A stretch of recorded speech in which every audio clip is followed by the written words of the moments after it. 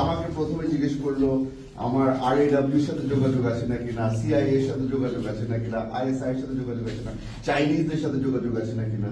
মানে ইট was never এক লাইনে কোনো সময় ছিল না। পরবর্তীতে বলা হলো যে এখানে আপনার থাকতে, আমি জিজ্ঞেস করেছিলাম যে কত মাস থাকতে হবে আরো, ওই যে এটা তো আপনাকে বলা যাবে না, এটা উপর থেকে অর্ডার আসবে। আমাকে ছেড়ে দেওয়ার 3-4 দিন আগে বলা হলো মাননীয় প্রধানমন্ত্রী আপনাকে একটা সেকেন্ড চান্স দিচ্ছে, আপনি এই সেকেন্ড চান্সটা আসলে ঠিক মতো কাজে লাগাবেন। আপনার চলে যেতে হবে, দেশ ছেড়ে চলে যেতে হবে, দেশ ছেড়ে চলে যেতে হবে। আমাদের একটা phone number mainly why I was so vocal against India and they were operative and suspected that I become Jamaat-Ami and they are doing that. So my used the other 23rd May 2021 আমাকে কিছু বলা হচ্ছে যে আপনি একটা undertaking দেন যে আপনি দেশে থাকবেন না, রাজনীতি করবেন না, দেশে চলে যাবেন, আপনি last man to do that. I'm ready to die, but I'm undertaking the move to China. I don't want to say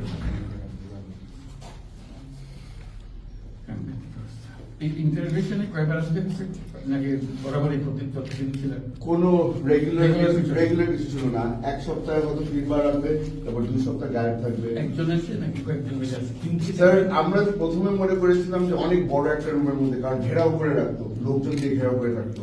একবার মারতে মারতে ব্লাইন্ড ফোল্ডটা সরে গিয়েছিল, তখন দেখলাম যে রুমটা আসলে অনেক ছোট, আর সামনে অনেক ধরনের মেডিকেল ইকুইপমেন্ট রাখা আছে, ব্লাড টেস্ট করার জন্য, প্রেশার চেক করার জন্য। তারপরে ঘুরে দেখলাম যেখানে রোহরি যেটা বললো, রশি সব কিছু রাখা আছে, just in case. Treatment to him and treatment to me was a little different because some of the DGs are that kind of students. Mental অনেক টর্চার হয়েছে। এখানে রশি দিয়ে বাইরে রিংয়ের মতো ছিল, এখানে রশি দিয়ে হাত বেঁধে পায়ের পিছনে একটা রড দেওয়া হতো, make me sit down and then put pressure on my shoulders, এখানে যেন লাগে। ওভাবে করে মনে হতো তো মানে 8-9 ঘন্টা হয়ে গেছে। পরবর্তীতে বুঝতাম যে এক ওয়াক্ত নামাজে খালি সময় হলো, so it's only been 2-3 hours. Blindfolded, taken back into my cell, they would not take the blindfold off, ওখানে ফেলে রাখতো, মনে হতো যে কোথায় আছি জানি না। কিছু ঘন্টা পরে এসে ব্লাইন্ডফোল্ড করে দেখি যে আমি আমার সেলের মধ্যে আছি। মানে ডিসওরিয়েন্ট করার জন্য যা করার, এখন তো যা অবস্থা দেখে মনে হচ্ছে বলে না, ওবামা বলেছিলেন যে you can put lipstick on a pig but it's still a pig. this was hell. এটা আমাদের জন্য দোজক ছিল এটা। সর্বশেষ আপনাকে এখানে আমার ফার্স্ট লাস্ট এই বিল্ডিং এ দেখলাম ইন্ট্রোডিউশন রুমে আমাকে 3বার ইন্ট্রোডিউশন আপনাকে ছাড়ার আগে সর্বশেষ করে ইন্ট্রোডিউস করে এই রুমে আমাদের 5th নাইটে এখান থেকে শিফট করে যে নতুন বিল্ডিংটা হচ্ছে যে 25 তলা, I know it started constructing December 20, 25 তলা বিল্ডিং হচ্ছে 5 ফেজে 5 তলা করে। ওটাই নিয়ে ওটা যে নতুন সেল হয়েছে, I hope you have enough time sir to go and see that. ওখানে আমাকে প্রথমে শিফট করেছে 5 তারিখ রাতে, আমাদের বলে আপনি হাসপাতালে নিয়ে যান। আমরা 8 বছর হাসপাতালে, 8 বছর এক জায়গাতেই এক 2বার শিফট করেছিল। একবার 8 দিনের জন্য আমাকে বললো যে রোড ফার্স্ট টাইম খুব খারাপ ছিল, সেকেন্ড ফার্স্ট টাইম ভাগাটা কাজ করে আপনার টাইলস লাগবে। আই নিউ যে ওই জানালা ছিল স্যার, জানালার উপরে 3টা কম্পার্টমেন্ট রং করা ছিল ব্ল্যাক কালার, উপরে সাদা রং দেওয়া ছিল, সাদা কাগজ লাগানো ছিল। তো বাদর আছে তো আশেপাশে, বাদরকে ছিঁড়ে ফেলতো, তার মধ্যে বাদরটা আমার বন্ধু আমাকে দেয়, তুমি আলো দেখা সুযোগ করে দেয়। তো তার ওটা পেন্ট করে দিলে আমি ছোট ছোট যে পেন্ট করেছিল বন্ধ করে দিলাম।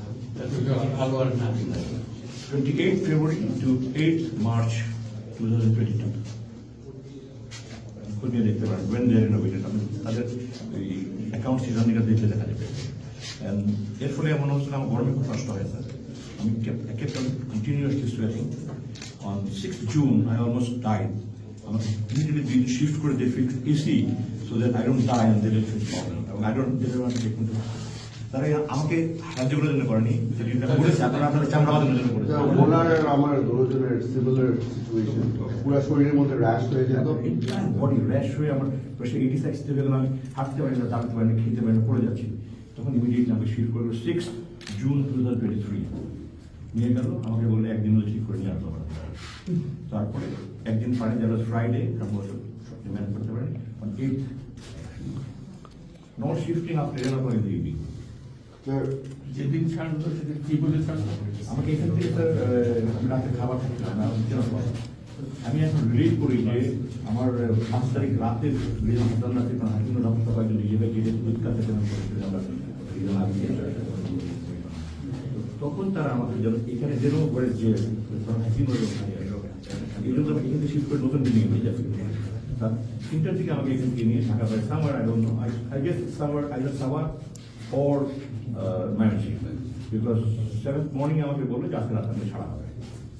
I was worried যে আমাকে আজকে ছাড়া হবে নাকি নিয়ে ক্রস ফায়ারে আপনি কি জানতেন তখন 5th আগস্টের ঘটনা জানতেন? কিছু না। তো আজান শুনলে আজান পর্যন্ত শুনতে দেবে না, এমনি সারাক্ষণ নয়েজ ছিল তার জন্য কি কি মেশিন আছে তাদের এবং আমার 50% হিয়ারিং লস আছে। তারপরে আজান শুনলে যখন আজান শুনতে নামে তখন আরো নতুন মেশিন ছাড়বো শুনবে তো বাইরের দুনিয়া কি হচ্ছে না হচ্ছে। আমি বারবার লিখেছি আমার বৃদ্ধ অসুস্থ মা বিধবা মা, আমি রাতগুলো পাকাইয়ে দিতাম, বেঁচে আছেন আমার আগে সেরকম খবর দেন, আমি বেঁচে আছি খবর দেন আমার শান্তি হবে। অনেক বারবার কয়েকদিন আগে দেখলাম লেখা এসছে